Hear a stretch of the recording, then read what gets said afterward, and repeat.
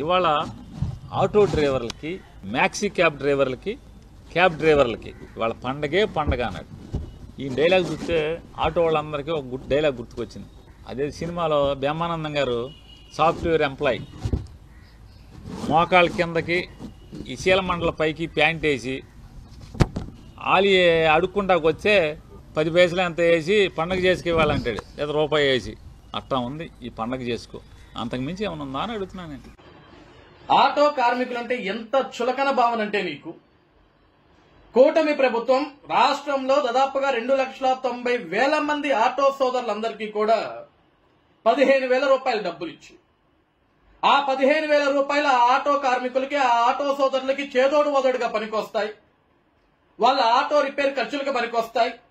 ఆ 15,000 రూపాయలు ఉంటే వాళ్ళకి అవసరానికి పనికొస్తాయని ఒక ఆలోచనతోటి కూటమి ప్రభుత్వం 15,000 రూపాయలు ఆటో కార్మికులకి, ఆటో సోదరులకి వేస్తే, ఈ రోజు నువ్వు వ్యంగ్యంగా ఆటో కార్మికుల్ని, ఆటో సోదరులను పట్టుకొని అడుక్కునే వాళ్ళలాగా నువ్వు మాట్లాడుతున్నావు. ఏదో సినిమాలో బ్రహ్మానందం ఒక 10 పైసలు ఇచ్చి పండగ చేసుకో అని అలీన్ అన్నాడు. ఈ రోజు కూటమి ప్రభుత్వం కూడా ఒక 15,000 ఇచ్చి మీరు పండగ చేసుకోండి అని మాట్లాడుతున్నారు అని.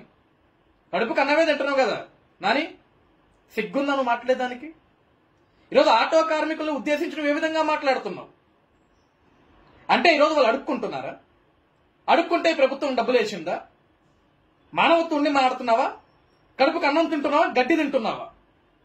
ఇలా గడ్డి తినే మాటలు మాట్లాడావు కాబట్టి బందర్లో నీ కొడుకు నించోబెడితే అన్ని ఓడగొట్టారు. అక్కడ రాష్ట్ర వ్యాప్తంగా మీ పార్టీని ఓడగొట్టారు. ఇక్కడ 11 స్థానాలు ఇచ్చారు, కనీసం ప్రతిపక్ష స్థానం కూడా లేకుండా చేశారు. ఇలాంటి పనికి మనల్ని వాగుడు వాగే.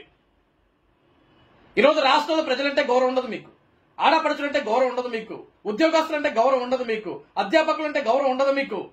ఈరోజు ఆటో సోదరులు, ఆటో కార్మికులను పట్టుకొని నువ్వు సినిమాలో వచ్చిన ఒక కామెడీ జోక్ ని అడుక్కునే వాళ్ళ మాదిరి నువ్వు చిత్రీకరించి మాట్లాడుతున్నావు. నీలాంటి వెధవలు, పనికిమాల వెధవలు భూమికి భారం. ఏదో బ్రతుకుతున్నారు.